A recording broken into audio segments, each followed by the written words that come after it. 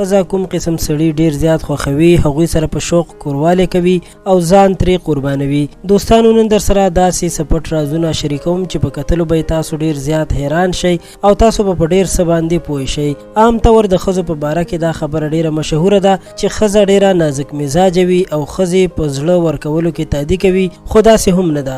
ښځه هغه سړي ته زړه ښه کوي چې د هغې قدر کوي، یعنی دوه داسې کارونه که خاوند یې ښځې سره وکړي نو ښځه به ترې ځان قربان کړي. وړومبی دا چې کوم خاوند ښځې سره بد اخلاقي نه کوي، د هغې قدر کوي، د هغې مور پلار نه کنځي او په مینه ورسره ژوند تیروي، نو داسې ښځه به ضرور د خپل خاوند سره په مینه ژوند تیروي او د هغه به قدر کوي، د خاوند هره خبره به مني او په هغه باندې به ځان قربانوي، ځکه چې ښځه همدغه هر څه غواړي چې خاوند یې ورسره دغسې چلند وکړي، نو ښځه هم ترې بیا ځان قربانوي. دویم دا چې نشه یو داسې عمل دی چې دا کار اکثر ښځې د خاوند نه بیزاره کوي، یعنی که د یو ښځې خاوند نشه کوي نو د هغه د خولې نه ورسره بوی هم ځي چې دغه د نشې ډیر بد بوی وي.